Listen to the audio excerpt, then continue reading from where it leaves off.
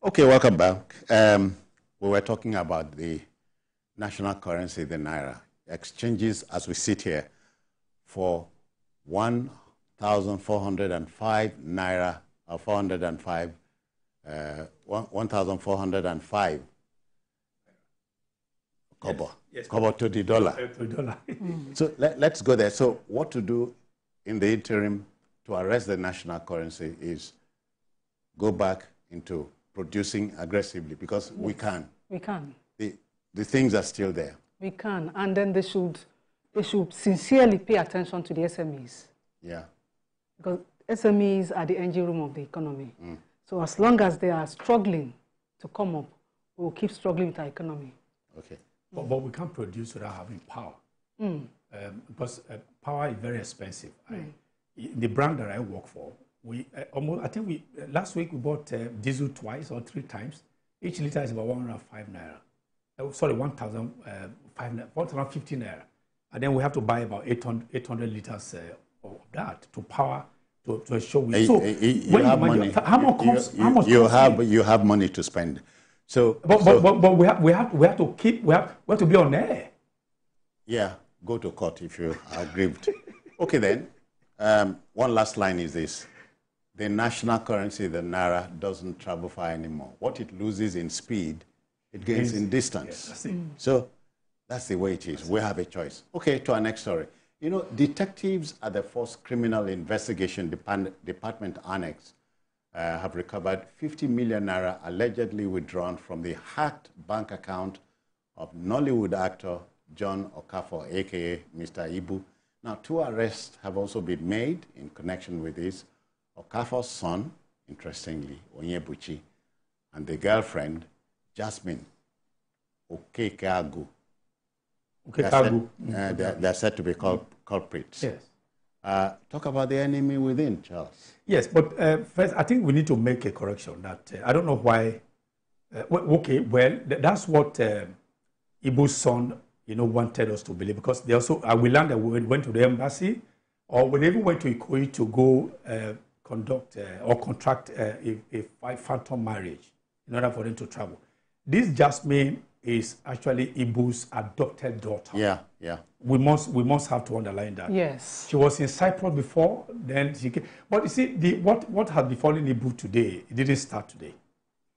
It's, as you say, enemy within. He married this lady in 2010. Who married who? Okay, John Okafor married this wife, I forgot her name, something Rose, in 2010, or traditionally so.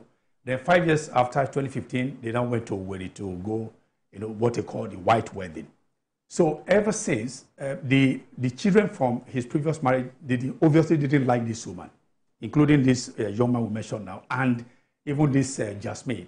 Because sometime around February this year, or last year, I can't recall now, I think last year, when there was even a video that his wife, put out in the open there, where she accused her husband, Mr. Ibu, of sleeping with their adopted daughter. All right? Now, there's been this big battle between them. So even John Okafor, when he now responded, he said that the woman didn't know what he was saying, because everything that money could buy, he had given to them. Like he counted about 1, 2, 3, 4, 5 cars he had bought for that woman. The woman will take the car, sell, to do other things. That even while he was sick, he even released about 1 million naira to the woman to pay for their children's school fee. But he went into other things. But the woman is also saying no, that you are not taking care of your children and not. So there's been this problem within the family that has now played to the open. Okay. So this is what I think, that his son and his supposed adopted daughter actually wanted a pie from what John Ibu got when he was sick, GoFundMe and all that. They all raised about 55 million naira for him, which was managed by his wife. But they said, shortly or so, I don't know how this Jasmine and this boy, they got hold of that, changed the PIN, changed the whole thing, installed in their phone, and then started spending. They've already spent about 5 million naira, which is to procure visas and all that for them to travel to the UK. And leave the father. And leave the father. Well, of course, heartless. We're heartless with the wife that they do also like. Sometimes you wonder if there really is love in marriage. Have you bothered to ask yourself? What I ask people is, what do you want? it is what you look for that you will get.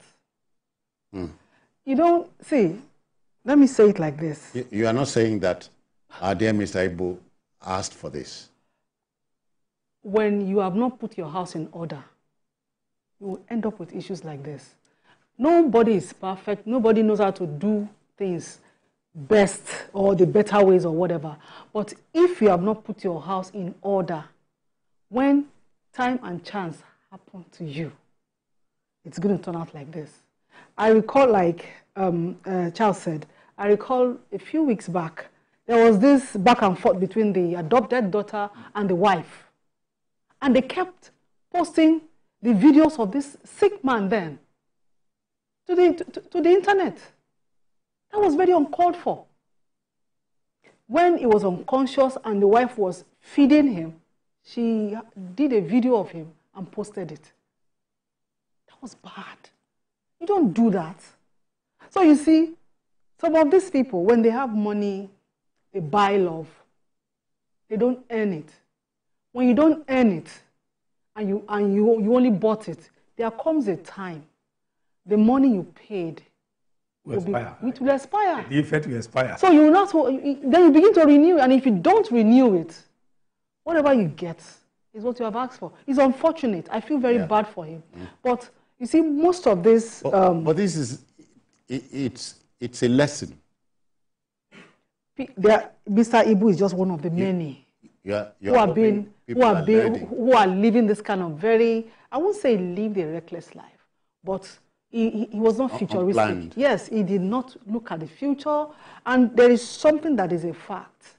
You do not arrive at a future you did not prepare for. So whatever it is that you are having at this moment, think that tomorrow will come. And when it comes, where does it meet you? If it meets you in a bad place, do you have people who are going to rally around you and help you get up again? Or you are busy buying everything with your money, and then when you're not able to buy again, everybody will begin to scamper for what they can grab. That's what is happening in his family. Charles, the late John Chukwu, bless his soul, said he was, John started stand-up comedy in this country, perfected it, and he said, I'm a comedian, but I hardly can give happiness to myself. You can't crack jokes at yourself and start laughing. People will think, say, you don't. So I agree with you. Why should Mr. Ibu be in this mess? Okay, well, there are a couple of factors I might advance in order to support what I'm going to say.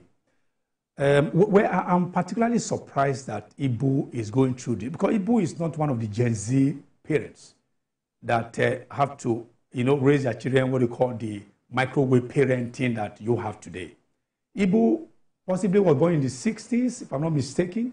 So I expect that at least he should be somebody who can hold up the torch for proper parenting. But again, that's exactly what the entertainment world suffers. In most cases, they pursue their career and the whole front is left. Just like you are playing football, you leave your flanks open for the enemies to penetrate. Exactly what's happening. So John Ibu pursued his career and then he's gone to the peak of that, but he left his flanks open, that you now find the enemies, in the manner of speaking, coming into his domain to now start wreaking havoc. That's exactly so.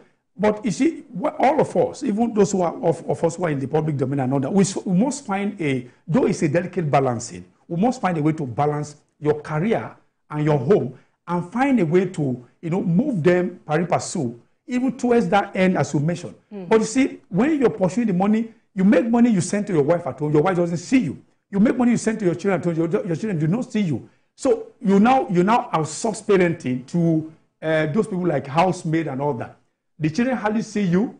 Maybe by the time you leave home, they're still asleep. By the time you come back home, they're still asleep. So they hardly know who you are. Have you forgotten, maybe he's forgotten the man who got sacked one day. He got home at about 1 p.m. and the children said, "Uncle, welcome." The man said, "I'm not your uncle, I'm your father." But you don't blame the children, because before the children wake up, the man had gone to work. He's gone to work. Before he returns, they are asleep. So there's no bonding, nothing. Parenting is suffering. Yes. And I can only hope that Mr. Ibu would say, in the manner of Chika Opala, a.k.a. Abdullah, I have seen 99, will be 100. You know, too much for him to bear. And I also empathize and sympathize with him. Yes. Because these are his trying times. Now being vilified in the open. I mean, people, like when that news broke, because I met him in about 10, I did a couple of things with Nollywood in Enugu.